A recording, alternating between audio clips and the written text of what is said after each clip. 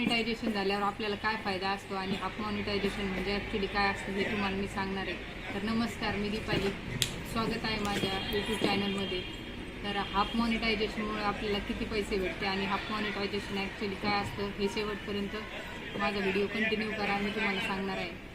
तर half monetisation म्हणजे आपल्याला मॉनिटायझेशनसाठी 1000 सबस्क्रायबर पूर्ण करायचे असतात। तर हाफ मॉनिटायझेशनसाठी आपल्याला 500 सबस्क्रायबर पूर्ण करायचे असतात। तर फुल मॉनिटायझेशनसाठी आपल्याला 4000 घंट्याचा वॉच टाईम पूर्ण करायचा असतो। तर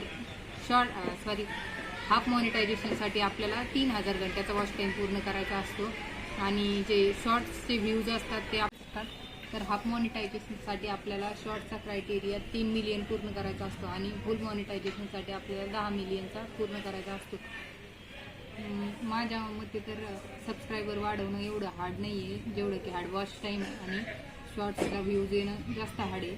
पण जर सगळ्यांचे असं असतं की हाफ मॉनिटायझेशन झालं, आपण शॉर्ट्स क्रिएटर असेल तर आपलं हाफ मॉनिटायझेशनमुळे आपलं मॉनिटाईज होऊ शकतं चॅनल आणि आपल्याला पैसे भेटू शकतात। पण असं ॲक्च्युली असं काहीच नसतं।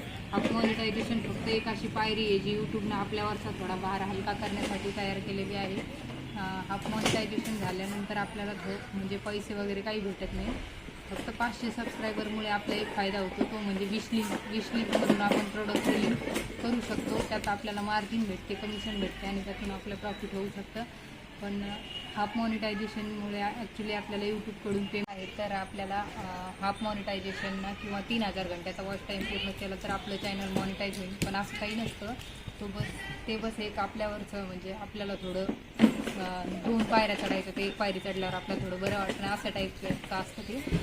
फुल मॉनिटायझेशन झाल्यानंतरच आपल्या यूट्यूब चॅनलचं खरं मॉनिटायझेशन होतं आणि तिथूनच आपल्याला पेमेंट स्टार्ट होतं। तर पेमेंट चालू होती ती ॲक्च्युली 4000 घंट्याचा वॉच टाईम पूर्ण झाल्यावर, 10 मिलियनचा आपला व्ह्यूज एरिया कंप्लीट झाल्यावर आणि जो 1000चा सबस्क्रायबरचा एरिया आहे तो क्रायटेरिया आहे तो कंप्लीट झाल्यावरच आपल्याला पेमेंट स्टार्ट होते, तोपर्यंत होत नाही। हे हाफ मॉनिटायझेशन आता मला पण वाटायचं आधी की नाही आपण शॉर्ट्स क्रिएटर आहोत किंवा आपण रोज शॉर्ट टाकतोय तर मग आपल्याला हाफ मॉनिटायझेशनला पेमेंट चालू होईल, पण असं नसतं। म्हणून जो हाफ मॉनिटायझेशनचा पेमेंटचं वगैरे आहे कोणाच्या डोक्यात असेल तर ते काढून टाका, हाफ मॉनिटायझेशनला काही फायदा होत नाही। आणि हाफ मॉनिटायझेशन झाल्यानंतर एक फायदा आहे आपला की आपण मग मॉनिटायझेशनच्या खूप जवळ असतो, आपले व्ह्यूज वगैरे वाढलेले असतात आणि एकदा व्ह्यूज वाढायला लागले की आपण मॉनिटायझेशनच्या जवळ असतो। म्हणून आता सगळ्यांनी असा विचार करायचा की हाफ मॉनिटायझेशन काही नाही, फुल मॉनिटायझेशन झाल्याशिवाय आपल्याला पेमेंट वगैरे येणार नाही। तर मी तुम्हाला दाखवते की हाफ मॉनिटायझेशन ॲक्च्युली काय असतं आणि फुल मॉनिटायझेशन ॲक्च्युली काय असतं। पहिले तर आपण YT स्टुडिओ ओपन करायचा। YT स्टुडिओमध्ये इथे दिलेलं असतं आपल्याला 500, माझं 500चं कंप्लीट झालेलं आहे हाफ मॉनिटायझेशनचं, म्हणून इथे ते शो करत नाही आहे। पण इथे वॉच हवर आणि शॉर्ट्स व्ह्यूज दाखवत आहे। तर इथं बघा हे हाफ मॉनिटायझेशनचं क्रायटेरिया आहे। येथे बघा हाफ मॉनिटायझेशनसाठी 3 मिलियन व्ह्यूज आणि 3000 घंट्याचा वॉच टाईम लागतो आणि 3 व्हिडिओ 90 दिवसामध्ये लास्ट अपलोड केलेले असले तर त्याचे व्ह्यूज काउंट होतात। आणि नेक्स्ट स्टेप इथून अप्लाय नाव येतं आपल्याला, पण इथून फक्त ads, watch page ads and short field ads एवढंच स्टार्ट होतं।